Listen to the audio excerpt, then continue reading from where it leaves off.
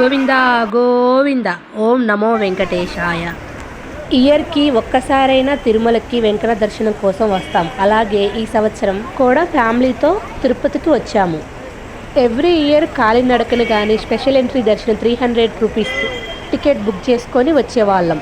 కానీ ఈసారి అంగప్రదక్షిణ ఆన్లైన్లో మాకు టికెట్స్ బుక్ అయినవి. అయితే టికెట్స్ అనేవి రోజు రిలీజ్ చేయరు. 1 నెల పాటు కోటా రిలీజ్ చేస్తారు. శుక్రవారాలు మరియు ఇతర ముఖ్యమైన పండుగ రోజుల్లో అంగప్రదక్షిణ అనుమతించరు. తిరుమల అంగప్రదక్షిణ టికెట్లు ఆన్లైన్లో మాత్రమే బుక్ చేసుకోవచ్చు.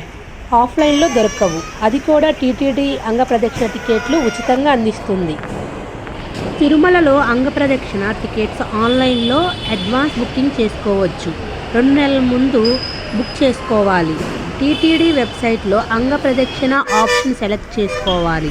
అక్కడ కనిపించే క్యాలెండర్లో గ్రీన్ కలర్లో ఉన్న డేట్ చెక్ చేసుకొని మనకు నచ్చిన డేట్లో బుక్ చేసుకోవచ్చు. మనం బుక్ చేస్తున్నప్పుడు పేరు, వయసు, gender, photo ID, proof ID number, address వంటి పూర్తి డీటెయిల్స్ ఇవ్వాలి. అంగప్రదక్షిణ టికెట్కి అమౌంట్ పే చేయాల్సిన అవసరం లేదు. 750 టికెట్స్ వరకే రిలీజ్ చేస్తారు. అంగప్రదక్షిణ సేవకి వెళ్ళేటప్పుడు మనం బుక్ చేసిన టికెట్స్ని ప్రింటౌట్ తీసుకొని వెళ్ళాలి మనతో పాటు. శ్రీవారి పుష్కరిణి గేట్స్ 12:30కి ఓపెన్ చేస్తారు. అప్పుడు మనం స్నానం చేసి వరాహస్వామి ఆలయంలో దర్శనం చేసుకొని రావాలి. తర్వాత తడి బట్టలతో సుపథం దగ్గరికి చేరుకోవాలి. మార్నింగ్ 2:30కి ఆలయంలోకి వస్తాము. శ్రీవారి ఆలయంలో వెండి వాకిలి తర్వాత అంగప్రదక్షిణ చేసేందుకు భక్తులకు ప్రత్యేక ఏర్పాటు చేశారు. ప్రదక్షిణ అయిన వెంటనే శ్రీవారి దర్శనానికి అనుమతిస్తారు. ఆ సమయంలో సుప్రభాత సేవ కూడా మనం వింటూ ప్రదక్షిణ చేయొచ్చు. సుప్రభాత సేవకు ముందు ఉదయం అంగప్రదక్షిణ ఉంటుంది. మనం 1 అవర్ ముందుగానే ఆలయంలోకి చేరుకోవాలి. 12 ఇయర్స్ కంటే తక్కువ వయసు ఉన్న పిల్లలకు అనుమతి లేదు. ఫస్ట్ సుప్రభాత సేవ అయిన తర్వాత అంగప్రదక్షిణ చేసిన భక్తుల్ని పంపిస్తారు. మనం అంగప్రదక్షిణ పూర్తి చేసిన తర్వాత వెంకన్న దర్శనం కోసం క్యూలో వెళ్ళాలి. తెల్లవారుజామున అరౌండ్ 4 or 5 లోపల మనం దేవుడి దర్శనం చేసుకొని బయటికి రావచ్చు. ఇలా ఈజీగా వెంకటేశ్వర స్వామి దర్శనం కావాలంటే ఇలా అంగప్రదక్షిణ సేవ ఈజ్ గుడ్ ఆప్షన్. ఎందుకంటే ఆ టైంలో పబ్లిక్ అంత ఉండదు. అప్పుడు టెంపుల్లో ఓన్లీ అంగప్రదక్షిణ సేవ వాళ్ళు, సుప్రభాత సేవ వాళ్ళే ఉంటారు కాబట్టి మనం ఈజీగా దర్శనం చేసుకోవచ్చు. మేము ఆలయం నుంచి బయటికి వచ్చేసరికి అరౌండ్ 4:30 అయింది. మరలా ఇంకొకసారి వెంకటేశ్వర స్వామిని చూడాలని మేము అదే రోజు స్పెషల్ ఎంట్రీ దర్శనం 300 రూపీస్ది 2 months ముందే బుక్ చేశాము. మాకు అదే రోజు ఆఫ్టర్నూన్ 2 o'clockకి స్లాట్ బుక్ అయింది. స్పెషల్ ఎంట్రీ దర్శనం బుక్ చేసుకోవడానికి ఆఫ్లైన్ కౌంటర్లు లేవు. అన్ని టికెట్స్ ఆన్లైన్లో మాత్రమే రిలీజ్ చేస్తారు. ఇవి 2-3 నెలల ముందుగానే బుక్ చేసుకోవాలి. అంగప్రదక్షిణ సేవ ఎలా బుక్ చేశామో, ఎలా సెలెక్ట్ చేసుకున్నామో అలాగే స్పెషల్ ఎంట్రీ దర్శనం టికెట్ కూడా సెలెక్ట్ చేసుకొని డీటెయిల్స్ అన్నీ ఇచ్చి సెలెక్ట్ చేసుకోవాలా ఆ స్లాట్ అని, ఏ టైంలో కావాలా మనం దర్శనం అనేది. ఎంట్రీ దర్శనం ఆఫ్టర్నూన్ 2 o'clockకి మాకు బుక్ అయింది. 2 o'clockకి మేము స్టార్ట్ అయ్యాము. వైకుంఠ కాంప్లెక్స్కి మేము చేరుకున్నాం. తర్వాత క్యూలో ఉండి వెయిటింగ్ 3 hours కంపార్ట్మెంట్స్లో ఉంచి అవర్స్ తర్వాత రిలీజ్ చేశారు. దేవుడి దర్శనం అయ్యి బయటికి వచ్చేసరికి అరౌండ్ 6:30 or 7 అయింది. ఇలా 2 times దేవుడి దర్శనం మాకు కలిగింది. స్పెషల్ ఎంట్రీ దర్శనం కంటే అంగప్రదక్షిణ సేవ ఈజీగా దేవుణ్ణి చూడడం బాగుంది.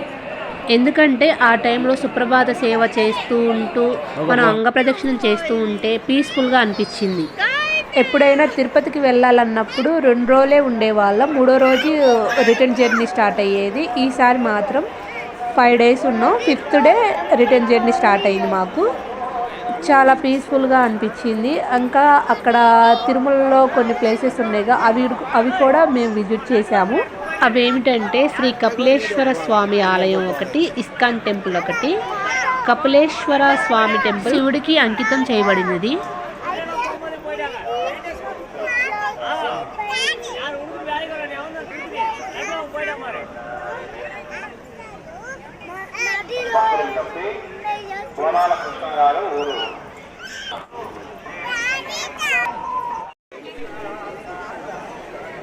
మేము కపిలేశ్వర స్వామి ఆలయానికి వెళ్ళేటప్పుడు కారులో మాకు ఈ కొండ మీద గరుత్మంతుడు అండ్ వెంకటేశ్వర స్వామి కొండ మీద ఆ రూపంలో కనబడుతున్నట్టు అనిపించింది. అది నేను సర్కిల్ చేసి చూపించాను చూడండి.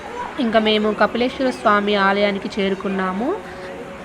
తిరుపతిలోని అత్యంత ప్రసిద్ధి ఆలయంలో ఒకటి. ఈ ఆలయంలో చరిత్ర పురాతన కాలం నాటిదంట. మరియు దీన్ని కపిల ఋషి స్థాపించారని నమ్ముతారు.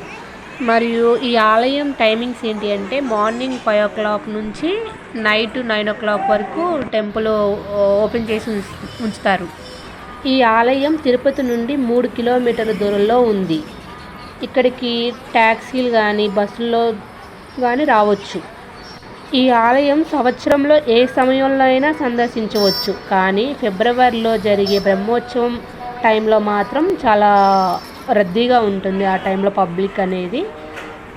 స్టార్టింగ్లోనే శ్రీ అభయాస్తాంజనేయ స్వామి టెంపుల్ కూడా ఉంటుంది. ఆయన్ని దర్శించుకొని తర్వాత కపిలేశ్వర స్వామి ఆలయంలోకి వెళ్ళాలి. ఈ ఆలయం శేషాచలం కొండల్లో భాగమైనది. శివుని విగ్రహాన్ని కపిలుడు ప్రతిష్ఠించాడని నమ్ముతారు. కాబట్టి ఇక్కడ శివుణ్ణి కపిలేశ్వర అని పిలుస్తారంట. మహాశివరాత్రి కార్తీక మాసం టైంలో కపిలేశ్వర స్వామి బ్రహ్మోత్సవాలు ఇక్కడ జరుగుతాయంట. కపిల మహర్షి ఇక్కడ నివసించి శివుని విగ్రహం ముందు ఉన్న గుహలో పూజలు చేసి తపస్సు చేశాడని చెప్తారు. అందుకే ఈ ప్రదేశానికి కపిల తీర్థం అని పేరు పెట్టారంట. ఇక్కడ పవిత్ర స్నానం చేయడం వల్ల భక్తులు అన్ని పాపాలు తొలగిపోతాయని నమ్ముతారు. నెక్స్ట్ మేము ఇస్కాన్ టెంపుల్కి చేరుకున్నాము. ఇక్కడ కృష్ణుడి జీవితంలో జరిగిన ఘట్టాలన్నీ కనిపిస్తాయి. ఇక్కడ ఇస్కాన్ తిరుపతి గెస్ట్ హౌస్ కూడా ఉంది. భక్తులకు ఇక్కడ బస చేసే అవకాశం కూడా అందిస్తున్నారు. ఫుడ్కి సంబంధించిన స్టాల్స్ ఉన్నాయి ఇక్కడ. ఇంకా కృష్ణుడికి సంబంధించినవి చిన్న చిన్న విగ్రహాలు, స్టిక్కర్స్ అన్నీ ఇక్కడ ఉన్నాయి. హరే రామ హరే కృష్ణ ఆలయం అని కూడా పిలుస్తారంట ఈ టెంపుల్ని, ఇస్కాన్ టెంపుల్ని. ఇది తిరుపతి ఆలయం రామచంద్ర నగర్లో హరే రామ్ హరే కృష్ణ రోడ్డుకి చేరుకోవచ్చు. ఇది తిరుపతి బస్ స్టాండ్ నుండి 4 కిలోమీటర్ల దూరంలో ఉంటుంది. ఇంకా ఇక్కడ దర్శనం టైమింగ్స్ మార్నింగ్ 7:30 నుంచి నైట్ 8:30 వరకు ఉంటుంది. నేను ఇక్కడ కనిపిస్తున్న స్టిక్కర్ను ఒకటి తీసుకున్నాను. అది ఈచ్ వన్ 5 రూపీస్ ఓన్లీ. శ్రీకృష్ణునికి సంబంధించిన బుక్స్, మళ్ళా భగవద్గీతం అన్నీ ఇక్కడ ఉన్నాయి. ఫుడ్ క్వాలిటీ అయితే మంచిగా మెయింటైన్ చేస్తారు. ఇక్కడ వాళ్ళే తయారు చేస్తారంట. అంతే ఫ్రెండ్స్, నాకు తెలిసిన ఇన్ఫర్మేషన్ అంతా షేర్ చేశాను. ఈ వీడియో నచ్చితే సబ్స్క్రైబ్ చేయండి, లైక్ చేయండి. Thank you, bye.